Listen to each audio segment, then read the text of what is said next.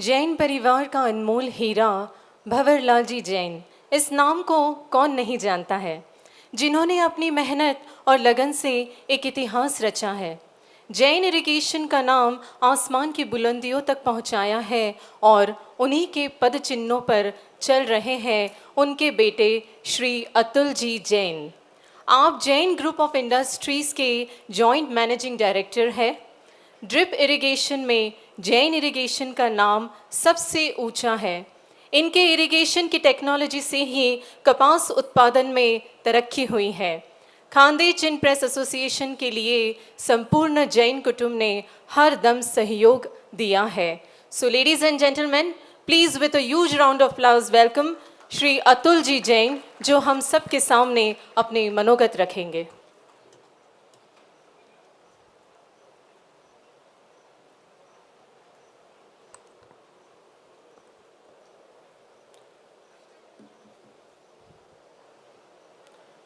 उपस्थित मंच,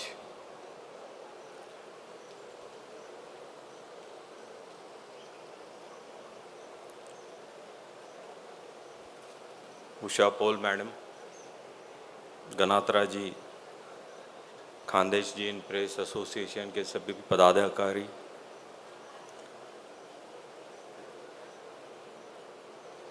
of the DISE सब डिग्नेटरीज, भाइयों बहनों, काश्तकार को मेरा नमस्कार।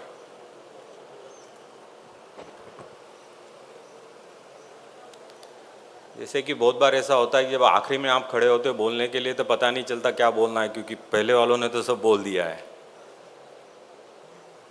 मेरी भी परिस्थिति आज कुछ वैसी ही है। बहरहाल जब सब वक्ताओं को सुन रहा था तो एक चीज जो ध्यान में आई है कि कहीं ना कहीं कपास कॉटन को लेकर के जो कॉटन की एक पूरी श्रृंखला होती है, इसको एक साथ एक होलिस्टिक नज़र से देखना बहुत ज़रूरी बन रहा है। ऐसे देखने जाए तो कपास ये भारत वर्ष के दृष्टिकोण से सब में पुरानी कमोडिटी है, जिसका ट्रेड स्पाइस और कॉटन, ये दो जो आम दुनिया भर में पहुँचे थे। उसके बावजूद आज जो 300-400 साल का इतना इतिहास हमारा कपास को लेकर के है, आज हम वही चीज़ की चर्चा कर रहे हैं कि इसको हम स्टैंडर्डाइज कैसा करें। वो सुनकर थोड़ा सा अचंभा भी हुआ, लेकिन खुशी भी ये है कि बहुत सी स्टेप्स या सॉल्यूशंस निकालने की हर तरह से कोशिश की जा रही है।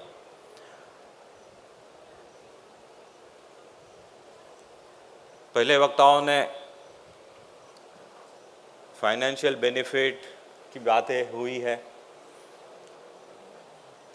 सरकार की तरफ से जो सुविधा है या फाइनेंशियल असिस्टेंस कहिएगा, उसके बारे में भी चर्चा हो गई। और शायद एक चीज़ जो मेरे को लगती इसमें मिसिंग रह गई है और उसी को पकड़कर मैं थोड़ी सी चर्चा आप लोगों से करना चाहूँगा कि पूरे डिस्कशन में कहीं काश्तकार के बारे में चर्चा नहीं हुई। अब स्रोत तो वही है, अगर उसका भला नहीं होगा तो आगे की चेन में सबका भला होने की जो एक चाहत है या अपेक्षा है वो पूरी होना थोड़ा सा संभावित नहीं लगता है। जो स्रोत आपका है, जहाँ से सब का हर चीज़ का उगम है, अगर उसी का ठीक नहीं होगा तो आगे हर चीज़ में कड़ी में ठीक होना मुश्किल होगा। और कहीं ना कहीं आप सबसे मेरी भी अपील है, दरख्वास्त है कि आप लोगों के विचारधारा में हर लेवल के ऊपर ये श्रृंखला में जिनर्स है, स्पिनर्स है, मिल्स है, फैब्रिक, मतलब पूरी जो भी आपकी श्रृंखला है, इसमें कहीं ना कहीं आपको आपका केंद्र बिंदु जो है वो किसान को बनाना चाहिए, क्योंकि जब तक वो नहीं होगा ठीक, बाकी सब चीज़ ठीक नहीं हो सकती, क्योंकि वो केंद्र बिंदु है। और जब तक आप केंद्र बिंदु को ठीक नहीं करोगे, सही नहीं करोगे, वहाँ अगर शाश्वतपना नहीं आया तो आगे आपकी जो श्रृंखला है उसमें शाश्वतपना आना थोड़ा मुश्किल लगता है। तो आप सब लोगों से मेरी अपील है कि उस बारे में भी आपको सोचना बहुत ज़रूरी है। एक और चीज़ जो मेरे ध्यान में आई कि जो एक अनसर्टेनिटी आपके मतलब पूरे श्रृंखला में है कपास को लेकर के, वो अनसर्टेनिटी आप कैसे निकालें। वो शुरुआत तो उसकी फिर खेती से ही होती है। अगर वो सब ठीक है तो आगे की सब श्रृंखलाएं ठीक होने के आपके आसार बढ़ते हैं। मैं समझ सकता हूँ कि गए साल की जो परिस्थिति या करंट ईयर की जो परिस्थिति है, उत्पादन अच्छा हुआ है लेकिन एक्सपोर्ट की डिमांड कुछ अलग अलग कारणवश कम हो गई है, उसके चलते आपकी जो दिक्कतें खड़ी हुई है। बट ये जो है ये one of the rare examples है। इनफैक्ट मैं तो ये सोच रहा था जब सवेरे आया कि ये साल या गया साल और ये साल भारतवर्ष और कॉटन को पकड़ करके should be one of the best years, क्योंकि कोरोना के चलते जो एक एंटी चाइना सेंटीमेंट दुनिया भर में खड़ा हुआ है, फ्लड या तो ड्रॉट की सिचुएशन को ध्यान में लेते हुए यूएसए या एशिया में जो दिक्कतें हुई है, उसके चलते भारतवर्ष की जो अपनी उत्पादन है या क्षमता है उसको रिक्वायरमेंट या उसकी जो डिमांड है वो बढ़नी चाहिए थी। बट कहीं ना कहीं दाम बहुत ज़्यादा हो गए, उसके चलते प्रॉब्लम है। डिमांड कम हो गई, उसके चलते प्रॉब्लम है। जैन साहब से भी चर्चा कर रहा था, उन्होंने यही कहा कि सिर्फ दाम बढ़ने से प्रॉब्लम नहीं है, बट ओवरऑल इंपोर्ट जो एक्सपोर्ट जो होना चाहिए तो जो डिमांड आनी चाहिए वो नहीं आ रही है। कोरोना के चलते जो एक financial instability majority of the countries में आई है, जैसे कि पाकिस्तान है, बांग्लादेश है, वहाँ इंपोर्ट कम हो गया, उसके चलते चैलेंज है। But this is one of those rare conditions और रेयर केसेस है, ये कोई अपना रोज का बात नहीं है। तो कहीं ना कहीं अगर हमको अपने डिमांड, भारत के कॉटन की डिमांड बढ़ानी है तो कहीं ना कहीं इसमें स्टेबिलिटी और कंसिस्टेंसी आना बहुत ज़रूरी है। मैं सिर्फ एक उदाहरण के तौर पे यूज़ कर रहा हूँ। हम कॉटन में नहीं है, कॉटन के लिए काम करते, इनपुट के बेसिस पे बहुत काम करते, लेकिन प्रोसेसिंग की अगर मैं बात करूँ तो अपने फूड प्रोसेसिंग का काम करते हैं। और मैं 1994 से उसमें इन्वॉल्व हूँ, जब हमने फूड प्रोसेसिंग की शुरुआत भारतवर्ष में करी। ऑनेस्टली कहता हूँ, दुनिया भर में मैं उसके लिए घूमा, अपना प्रोडक्ट लेकर के उसको इस्टेब्लिश करने के लिए। लिटरली मैं करीबन 50-52 देश जा कर के आया कि ताकि अपना प्रोडक्ट हम इस्टेब्लिश कर पाए, क्योंकि वी वेर द मतलब हमारा फर्स्ट टाइम था फूड प्रोसेसिंग में। एग्रीकल्चर में तो गए 6 दशक से काम कर रहे हैं, लेकिन फूड प्रोसेसिंग में नए थे। तो 94 से करीबन 99 तक 5-6 साल में बहुत दुनिया में घूमा। और सच माने में पहली चीज़ जो मेरे को हर जगह हम अटकते थे या जो रिजेक्शन मिलता था, वो रिजेक्शन एक ही चीज़ का था कि भाई आप भारतीय हो, भारतीय प्रोडक्ट की 2 चीज़ें हमको बिल्कुल अच्छी नहीं लगती है, इसके लिए थोड़ा सा आप थोड़ा लंबाई रहे, आपका माल नहीं ले सकते। और 2 चीज़ें क्या, एक तो क्वालिटी की उनकी जो रिक्वायरमेंट, उसमें कंसिस्टेंसी आप लोग देते नहीं हो, बोलते एक हो, करते कुछ दूसरा ही हो। तो भारत से आना कहीं ना कहीं एक स्टम्बलिंग ब्लॉक था। अगर यही चीज़ में मेरा प्रोडक्ट और दूसरी जगह से कहीं होता तो शायद मेरे को इतनी दिक्कतें झेलनी नहीं पड़ती। तो कहीं ना कहीं ये चीज़ ध्यान में आई कि अपना नाम जो है वो एक कंसिस्टेंसी को लेके, तो एक तो क्वालिटी की कंसिस्टेंसी को लेकर के प्रॉब्लम में है, या वो एक अपना चैलेंज बनता है। और दूसरा चैलेंज फिर कंसिस्टेंसी को ही लेकर के वो बनता है दाम पर। ना क्वालिटी में कंसिस्टेंसी और ना दाम में कंसिस्टेंसी। अगर ये दोनों चीज़ नहीं है जनाब, तो आप कुछ भी कर ले, दुनिया का सब में अच्छा प्रोडक्ट भी बना लोगे, अगर कंसिस्टेंसी हम दे नहीं पाएंगे दाम में और क्वालिटी में, तो एक्सेप्टेंस मिलना बहुत मुश्किल है। उसकी 2 चीज़ें हैं। जो बाहर का देश है, पर्टिकुलरली जो डेवलप्ड नेशन है, वेस्ट है, यहाँ जनाब सब पूरा सब सिस्टम बहुत स्टैंडर्डाइज बन चुकी है। हमारी प्रॉब्लम थी कि वो कंसिस्टेंसी हम दे नहीं पा रहे थे, तो हमको दाम नहीं मिल रहे थे। अब प्रोडक्ट तो अच्छा बना रहे लेकिन दाम नहीं देना, क्योंकि हम भारत से आते तो आपको दाम नहीं मिलेगा, क्योंकि कहीं ना कहीं जो पुराने ज़माने से चलती आ रही चीज़ें थी उसको रेजिस्टेंस था। वो रेजिस्टेंस तोड़ना बहुत ज़रूरी बना, और जो 5-6 साल का वक्त लगा वो रेजिस्टेंस तोड़ने में गया। मेरे को पूरा याद है जब मैं लेकर के जाता था, लिटरली बैग पकड़ के जब कंट्री कंट्री घूमा, तो सब में पहले, आप मानोगे नहीं जनाब, लेकिन सब में पहले जो हमको करना पड़ा वो तो पहले मेरे को मतलब भारत देश को बिकने वाली बात आ गई। बिकने का आप गलत मतलब मत निकालिएगा, लेकिन जो एक छवि बनी थी उसको मिटाने में पहला काम, पूरी एनर्जी उसी में चली जाती थी। अब फिर आप प्रोडक्ट की बात करें, फिर कंपनी की बात करें, और कहीं जा कर के फिर दाम वाम में बात आती थी, नहीं तो कोई हमारी बात भी सुनने तैयार नहीं था। ये मैंने बहुत नज़दीक से सहा है, देखा है। पूरे 6-7 साल में जब घूम रहा था तो ये बहुत नज़दीक से देखा है, और तब ये बात ध्यान में आई कि कहीं ना कहीं हमको ये जो अपना एक इमेज बना है उसको तोड़ना बहुत ज़रूरी है। तो मैं समझता हूँ कि कहीं ना कहीं ये इशू आप लोग भी फेस करते होंगे, और वो तोड़ने के लिए ये जो पूरी श्रृंखला है, ये पूरी श्रृंखला में हमको ये विषय समझना होगा कि क्वालिटी और दाम की कंसिस्टेंसी देना ये बहुत ज़्यादा ज़रूरी है। और दुर्भाग्यवश जो हम कॉटन को लेकर के अगर बात करें तो जो देखते हैं वर्चुअली हर दूसरे तीसरे साल हम बूम और बस्ट साइकिल से गुजरते हैं। जिस दिन कॉटन के अंदर का एरिया कम हो गया उसके अगले साल हमारे दाम ऊपर जाते हैं, और जब दाम ऊपर चले गए तो फिर वो साल आपका कॉटन का एरिया बढ़ जाता है, और जैसे एरिया बढ़ गया, उत्पादन बढ़ गया, दाम गिर जाता है। तो ये जो बूम और बस्ट साइकिल की जो बात है, ये अगर हम कहीं एड्रेस कर पाए, पूरी जो हमारी श्रृंखला जब एक साथ में बैठ कर के अगर हमें जो एक साइकिल को तोड़ने की जो बात है, अगर इस पे काम कर पाएंगे तो मेरे हिसाब में आपका कॉटन के अंदर आने वाला एरिया और ट्रेड, जो खेती और ट्रेड की अपनी बढ़ाने की संभावना बहुत बड़े पैमाने में बढ़ सकती है। मैं पर्टिकुलरली जो एक इंटरनेशनल लेवल के ऊपर जो एक इमोशन और सेंटीमेंट की बातें जो चल रही है करंटली बिकॉज ऑफ कोरोना, जैसे पहले कहा कि एंटी चाइना का सेंटीमेंट है, that could be our biggest opportunity. वो कहीं ना कहीं अगर हम सही वक्त पर उसको सीज नहीं करेंगे, कैप्चर नहीं करेंगे, तो दुनिया अपने लिए नहीं रुकने वाली।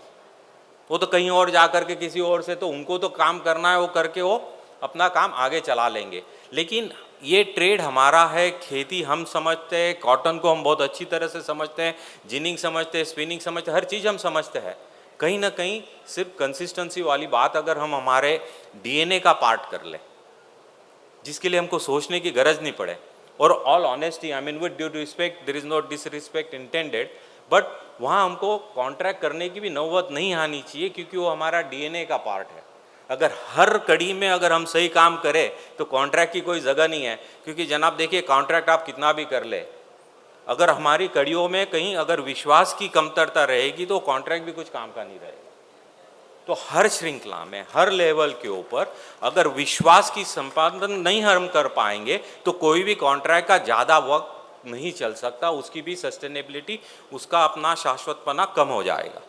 तो कहीं ना कहीं हमको वो विश्वास लाना बहुत ज़रूरी समझता हूँ, और उसकी कड़ी आपकी ये किसान के साथ चालू होगी। अगर वहाँ वो आ गया तो आगे चल के हर कड़ी में, क्योंकि वो अनसर्टेनिटी अगर आप एड्रेस किसान की कर दो तो आपके हर श्रृंखला में ऑटोमेटिक आपकी जो अनसर्टेनिटी वो कम होगी। अनसर्टेनिटी कम हो गई तो अगर जैसे गनात्रा साहब ने जो एक एग्जाम्पल दिया कि 1 लाख की जो बेल से लेकर के चला गया और दाम गिर गए बाय द टाइम ट्रांसपोर्ट होकर वहाँ पहुँचने में, और जो प्रॉब्लम खड़ी हुई है वो नहीं होनी चाहिए। ये नहीं होना चाहिए, कहीं नहीं होना चाहिए, कहीं नहीं होता है। अगर हमने कॉन्ट्रैक्ट किया है, अगर विश्वास के ऊपर भी किया है, प्रॉफिट और लॉस तो कोई भी बिजनेस का अपना गिवन है, it is a integrated part of that. क्योंकि जब हमने बिजनेस करने का तय किया है तो रिस्क तो गिवन है, रिस्क रहनी है। कहीं 2 साल 4 साल पैसा कमाएंगे, 1 साल गंवाने की भी बात आ सकती है, लेकिन गंवाना नहीं है। अगर ये सोच करके हर कड़ी में अगर ये बात हो जाएगी तो फिर ये अविश्वास और कॉन्ट्रैक्ट की ज़रूरत या कॉन्ट्रैक्ट तोड़ने की ज़रूरत और थर्ड पार्टी की इन्वॉल्वमेंट की ज़रूरत, आर्बिट्रेशन की ज़रूरत निर्माण होगी। अगर पहली कड़ी अगर हमारी सही हो जाए, और उस लिए ही मेरा जो आखिरी का मुद्दा है उस वहाँ मैं मुझे ये जो पहली बातें कह रहा हूँ उसके लिए क्यों कह रहा हूँ कि ये जो पहली कड़ी अगर हम सही कर पाए तो ये सब चीज़ें हम एड्रेस कर पाएंगे। और वो पहली कड़ी में आप लोगों की इन्वॉल्वमेंट बहुत ज़्यादा ज़रूरी है, जो आज बहुत कम प्रमाण में है ना के बराबर नहीं है, ज़रूर है, लेकिन उसका जो परसेंटेज है और वो जो इन्वॉल्वमेंट है वो एक नैसर्गिक तरीके से होनी चाहिए, और ना कि बल्कि कि हमने सोच करके वो करने वाली बात है, बहुत नैसर्गिक तरीके से आनी चाहिए। क्योंकि अगर किसान को आमदनी ठीक होगी तो आप सब लोगों की भी ठीक होनी है। और वो आमदनी हम कैसे बढ़ाएं? क्षेत्र बढ़ाना एक बात हुई, लेकिन क्षेत्र बढ़ाने से आपका सॉल्यूशन नहीं हो सकता, क्योंकि क्षेत्र बढ़ेगा, उत्पादन बढ़ेगा, दाम कम होने स्वाभाविक है, डिमांड सप्लाई की बात होगी। आपको पूरी कड़ी में काम करके कंजम्पशन पे भी काम करना है। एक लाइटर मोमेंट लेता हूं, आप बुरा ना मानिएगा, एकदम लाइटर मोमेंट में बात करता हूं, एकदम लाइटर मोमेंट। आज हम लोग करीबन 1000 लोग यहां बैठे हैं, ईमानदारी से हम हाथ ऊपर करेंगे कि हमने से कितने लोगों ने आज 100% कॉटन पहना है। 100% कॉटन किसने किसने पहना है? हम कॉटन परिषद की बात कर रहे हैं, आप हाथ गिन लीजिएगा जनाब कितने हैं। जब हम खुद कॉटन वाले लोग अगर कॉटन को एक्सेप्ट नहीं करेंगे, एप्लीकेशन की बात है, छोटी सी बात कर रहा हूं, लाइटर मोमेंट में लीजिएगा, बुरा ना मानिएगा, लेकिन जब तक हर कड़ी में काम नहीं होगा ये बात नहीं हो सकती। सस्टेनेबिलिटी नहीं आएगी, शाश्वतपना कोई चीज में नहीं आ सकता कि जब ने आपने उत्पादन बढ़ा लिया, अगर कंजम्पशन नहीं बढ़ेगा तो उत्पादन बढ़ा के क्या करोगे? दाम नीचे ही गिरने, ऊपर नहीं जाने। दाम नीचे गिरेगे, किसान नाराज है, ब्रोकर नाराज है, जिनिंग वाले नाराज है, स्पिनिंग वाले नाराज है, मिल वाले नाराज है, फिर वो कॉन्ट्रैक्ट तोड़ेंगे, फिर सब चीजें हमने जो चर्चा करी वो आनी है। बेसिक बात जो है कि हर श्रृंखला की हर कड़ी में सर काम होना चाहिए, और मतलब सरकार से भी यही दरख्वास्त रहेगी, सब आपके एसोसिएशन से यही दरख्वास्त रहेगी कि कंजम्पशन के ऊपर भी आपको उतना ही काम करना है जितना आपको प्रोडक्शन बढ़ाने में काम करना है। कंसिस्टेंसी लानी है। दूसरी बात हुई, आप लोगों का रोल उत्पादन बढ़ाने में और कंजम्पशन में बहुत मायने रखता है। मैं सिर्फ उत्पादन के हिसाब में बात आखिरी की मेरी रखता हूँ, क्योंकि जहाँ हम भी इन्वॉल्व हैं। हमको बहुत खुशी होती है, बहुत आनंद होता है जब हम देखते हैं, और जैसे सर ने कहा कि आज महाराष्ट्र की जो उत्पादन है, जो यील्ड्स है कॉटन की, ये one of the highest in the country, है ना। वी आर वेरी प्राउड, बहुत खुशी होती है समझ करके, और कहीं ना कहीं हमने हमारा एक उसमें योगदान दिया हुआ है। आज आपका जो रेनफेड एग्रीकल्चर के बेसिस पे हम अगर कपास की खेती करते हैं, हमारी एवरेज जैसे हम सब बोल रहे हैं 400 सवा 400 के आसपास किलो के आसपास है। वहीं अगर आप पूरी अगर टेक्निकल इंटरवेंशन को अडॉप्ट कर करके अगर काम करोगे तो ये आपका जो उत्पादन है, जो ईल्ड्स है, ये 1400-1500 के ऊपर जा रही है। और कुछ कुछ काश्तकार तो जनाब ऐसे भी है जो 4-4 हज़ार तक जाते हैं। अब गिवन रिसोर्सेस में अगर जहाँ मैं 400 की जगह 4000 कर रहा हूँ तो मेरे को दाम उसको ज़्यादा देने की ज़रूरत आएगी, पड़ेगी, नौबत आएगी। उसको तो पर एकड़ इनकम कितना मिल रहा है फार्मर को, उससे उसको ज़्यादा इंपॉर्टेंस है। अगर पर एकड़ उसकी उत्पादन क्षमता ही बढ़ जाती है तो कहीं ना कहीं कंसिस्टेंसी की जो मैं बात कर रहा हूँ दाम में, वो हम ला सकते हैं। सिर्फ दाम बढ़ाने से शाश्वतपना कोई भी आपकी श्रृंखला में नहीं आ सकता। काम यही करना पड़ेगा कि एक एकड़ में जो 400 या 425 के आज अगर हमारी एवरेज है, उसको मैं 1000, 1500, 2000 तक कैसे ले जाऊं, ताकि फार्मर को वही एकड़ में जब आज 400 के बेसिस के ऊपर जो पैसा मिल रहा है, वही 2000 के बेसिस पे या 1500 के बेसिस पे जब पैसा मिलेगा तो एब्सोल्यूट वैल्यू तो उसका बढ़ गया। पर टन आपका जो आज चलते रहा वही हो सकता है। जिनर भी बेनिफिट करेगा, मिल में भी बेनिफिट होगा, पहनने वाले भी बेनिफिट करेगा। क्योंकि आप कितनी जगह देखते हो कि मेरा जो रेडीमेड कॉटन का शर्ट मैं खरीदने जाता हूं तो उसके दाम गए 10 साल में कितने बढ़े। आप लोग सिर्फ एक जो इंटरमीडिएट की बात कर रहे हो, लेकिन जब कंजम्पशन की बात करोगे उनके दाम नहीं बढ़े। वो तो आपको प्रेस ही करने, वो आपको पुश डाउन करना है, क्योंकि आप वो दाम नहीं दे सकते आपको, क्योंकि मार्केट में कंज्यूमर मार्केट है, वहाँ मैं दाम नहीं बढ़ा सकता हूँ। हम ये बहुत अच्छी तरह से फेस करते हैं। जैसे कि एक उदाहरण के तौर पे लेता हूँ, अपने मैंगो प्रोसेसिंग करते हैं, आज जैन फूड हिंदुस्तान का और दुनिया का सब में बड़ा मैंगो प्रोसेसिंग यूनिट है। ठीक है, मैं आपको एक उदाहरण के तौर पे बोलता हूं, ये प्रॉब्लम हम भी फेस करते हैं।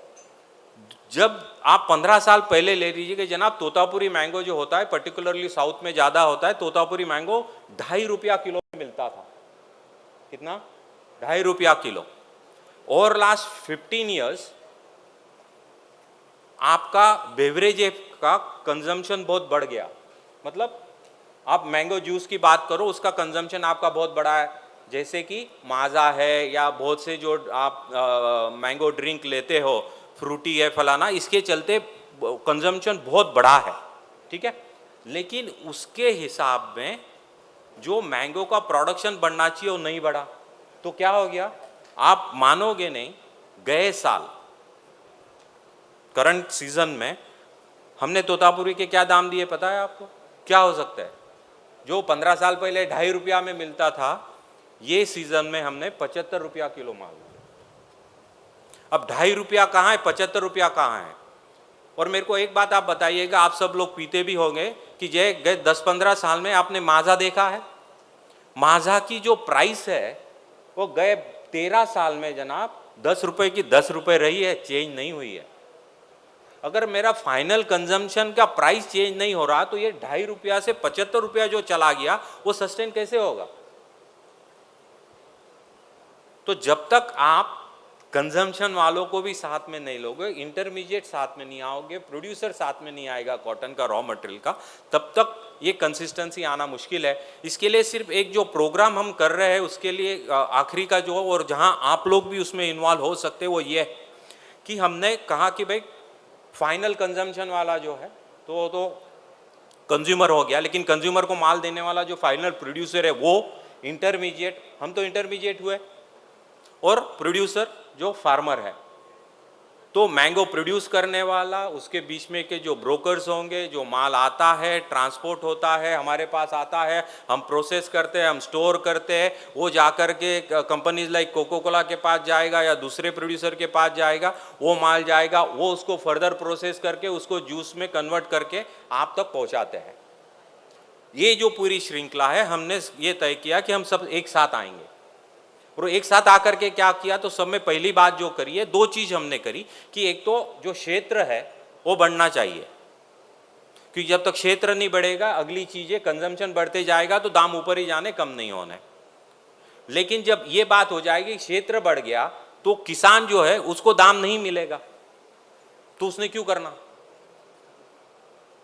इंटरमीडिएट का फायदा हो जाएगा, फाइनल कंजम्पशन में कंज्यूमर का फायदा हो जाएगा, लेकिन किसान को फायदा नहीं होगा, वो नहीं करेगा। तो how do we bring that balance? तो इसके चलते साहब एक काम किया, तो उसके साथ जो हम काम कर रहे हैं, हमने लिया कि 1 लाख हेक्टेयर जो है मैंगो में एडिशनल एरिया आना चाहिए, वो पहला एक तय किया। उसके लिए काम करके 4 साल उस पर काम किया, प्रमोशन का काम किया कि उन्होंने क्यों करना चाहिए, ये क्षेत्र क्यों बढ़ना चाहिए, और उस पर काम करके साथ में उसको ये कन्विंस किया कि तुम जो पद्धति से काम करते हो पद्धति में बदलाव लाओ, टेक्नोलॉजी का एडॉप्शन करो। और ये जो 400 सवा 400 जो एक ज़माने में सर 380 था, सिर्फ मेरे को याद है 10 साल पहले 370-380 में हमारी एवरेज यील्ड थी कॉटन की, जो बढ़ कर के 417 या 20-22 पे पहुंची है। तो आप मैंगो के लिए भी आपकी जो उपज है उसको हम बढ़ाने के लिए आपको साथ दे रहे हैं, वो टेक्नोलॉजिकल आप करो। तो हमने प्लांटिंग मटेरियल पे काम किया, वो उनसे बदलाया, उनको ड्रिप इरिगेशन की साथ दी, उनको पानी की दी, खाद का दिया, जो पूरा एक उसका इकोसिस्टम एस्टैब्लिश करके दिया, ताकि ये जो 425 किलो उसको आज मिल रहा है वो मैं 1500 से 2000 मिनिमम उसको कैसे लेके जाऊँ कॉटन के लिए। और मैंगो के लिए वही हमने किया कि उसकी जो आज पौना 1 टन या 1.25 टन उसको मिलता है, वो बढ़ा करके हम 4-4.5 टन तक कैसे लेकर के जाए। और वो एग्जैक्टली हमने करके उनको दिखाया, डेमोन्स्ट्रेट किया, वो सक्सेसफुल किया। तब जाकर के ऑलमोस्ट अभी गए 5 साल में जब ये अपना प्रोग्राम चल रहा है, 70 से 80 हज़ार हेक्टेयर का एडिशनल एरिया हमारा ऑलरेडी मैंगो में आ चुका है। और कहीं ना कहीं ये साल आप छोड़ दीजिए 75 का उदाहरण, लेकिन there is quite a bit of consistency, आज हम वो तोतापुरी मैंगो के प्राइस में ला पाए। और उसके चलते पूरी जो श्रृंखला है, पूरे जो स्टेक होल्डर्स है, वो सबको बेनिफिट हो रहा है, बल्कि सिर्फ एक को। और जिस दिन हमको ये ध्यान में आया उसी से बाद भी जो कंजम्पशन है, क्योंकि वो 10 रुपया वो मेंटेन कर पाए तो आपका बेवरेज का कंजम्पशन कंटिन्यूसली ग्रो हो रहा है। इसकी वजह से पूरी जो श्रृंखला है जितनी सब है वो भी सब ग्रो कर रहे हैं। एक ज़माना था जब मैं अगर 100 किलो काम कर रहा था, आज मैं 500 कर रहा हूँ प्रोसेसिंग का, और मेरे को मेरे 2 पैसे छूट रहे, फार्मर को छूट रहे, कॉन्ट्रैक्ट फार्मिंग हो रहा है और उसके चलते ये काम हम कर रहे हैं। कॉन्ट्रैक्ट फार्मिंग एक अलग चीज़ है, वो आप लोगों को बहुत ज़रूरी है सोचना, मैं समझता हूँ। जो हमारे दूसरे क्रॉप में जैसे अनियन एक दूसरा क्रॉप अपन करते हैं, हम प्याज की खेती मतलब काम करते हैं, उसमें हम आज करीबन 7,000 हेक्टर में हमारी कॉन्ट्रैक्ट फार्मिंग होती है, और one of the most sustainable and proven contract farming model that is there in the country today, जो गए 14 साल से कंसिस्टेंसी चल रहा है। आपको करना पड़ेगा सर, आपका मुनाफा आपको सब स्टेक होल्डर के साथ शेयर करना पड़ेगा, और जब शेयर करोगे तभी सबको उसका पार्ट मिलेगा। और जब तक शेयर नहीं होगा तो मेरे को थोड़ा सा in spite of all the efforts, हम उसमें आपके एफर्ट में जो एक शाश्वत तरीके से हमने वो चीज़ होनी चाहिए, वो होने की मेरे को थोड़ी सी शंका है, मेरे मन में अप्रहेंशन है कि आप कर पाएंगे। कहीं ना कहीं आपको पूरे श्रृंखला को लेकर के चलना है, और उसका जो दुआ होगा, जो बॉन्ड होगा, वो आप है, क्योंकि आप पहले इंटरमीडिएट हो जिसके चलते अगली पूरी भी श्रृंखला चलती है। तो आपने वो स्टैंड लेना चाहिए, आपकी वो इन्वॉल्वमेंट आपने बढ़ानी चाहिए। और जिस तरीके से मैंने एक मैंगो का एग्जांपल आपको दिया, उसी तरीके से कॉटन के बारे में आप लोगों ने करना चाहिए।